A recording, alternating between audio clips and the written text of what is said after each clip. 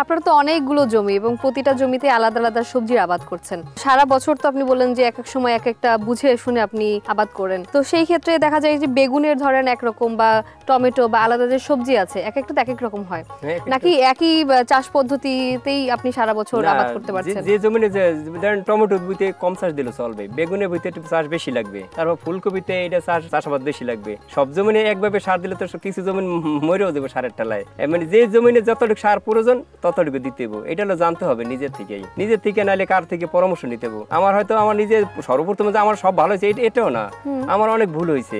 ভুল যেখানে আছে সেখানে আবার সমাধান আছে, এটা অবশ্যই। দেন টমেটো খেতে একটু সার এক এক রকম লাগে, একটু কম লাগে, এবার বেগুনের সার একটু বেশি লাগে, এবার করলা সার একটু কম লাগে, চিচিঙ্গের সার বেশি লাগে, কোনো জমিনের ক্ষেত্রে চাষ বেশি লাগে, কোনো জমিনের চাষ কম লাগে। এই যে বললেন বিভিন্ন সবজি চাষাবাদ ভিন্ন ভিন্ন, তো যখন হাল চাষ করেন তখন কি শুরুতেই আপনি জমিতে সার প্রয়োগ করেন নাকি পরবর্তীতে প্রয়োগ করেন? প্রথমে ট্রাক্টর নিয়ে মানে মাটি চাষ দিতে হবে, চাষ দিয়ে একদিন রেস্টে রাখতে হবে, রেস্টে রাখার পর জৈব সার মানে তোর গোবর ফাঁস, আমরা তো মনে গোবর ফাঁস দিতে হবে। বিঘা জমিনে 10 বস্তা দেয়, কেউ 8 বস্তা, কেউ 15 বস্তা, যে যেরকম দেয়।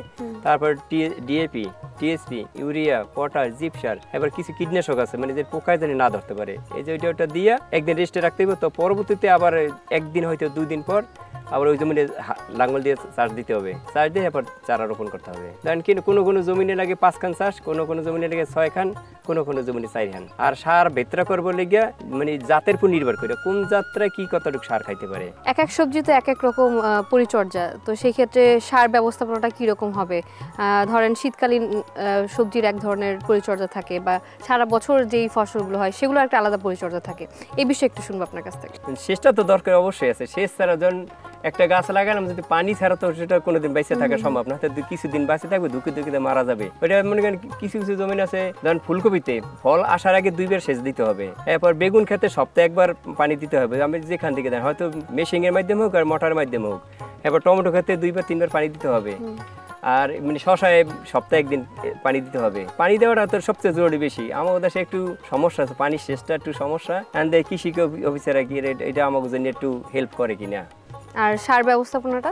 সার তো অবশ্যই ধাপে দিতে হবে, ধাপে সার দিতে হবে। প্রথম যে সাজাইছি ওই সময় দিতে হবে, পরে ফসল হওয়ার কিছুদিন পরে হয়তো 15 দিন পর একটা ধাপ, তারপর আবার 1 মাস পরে আরেকটা ধাপ, মানে ধাপে সার চলবে আর কি। অনেকে বলে না যে সবজিতে অতিরিক্ত কীটনাশক ব্যবহার করার কারণে সেটা যখন আমরা মানুষরা খাচ্ছি তখন শরীরে কিন্তু নানান ধরনের রোগ বাসা বাঁধছে, এই বিষয়ে আপনি কি বলবেন? একটা আপনার ধারণা থেকে, যেহেতু আপনার একটা বড় অভিজ্ঞতা আছে। এখন আগের সাথে কীটনাশক কম ব্যবহার করি আমরা, আগে করতাম বেশি, এখন একেবারে সীমিত আনছি।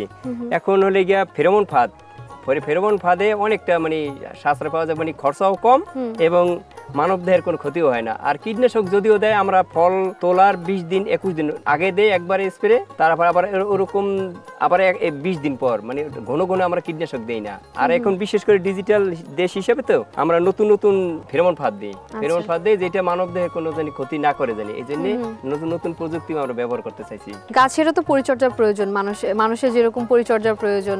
তো ভাইয়া গাছের ক্ষেত্রে মানে ধরেন যখন ফুল আসার পর থেকে ফল হারভেস্ট করার আগ পর্যন্ত, মানে ফসল হারভেস্ট করার আগ পর্যন্ত যে বিশেষ যত্ন নিতে হয়, সেগুলো নিয়ে একটু দর্শকদের বলবেন যে কি যত্ন করতে হয়?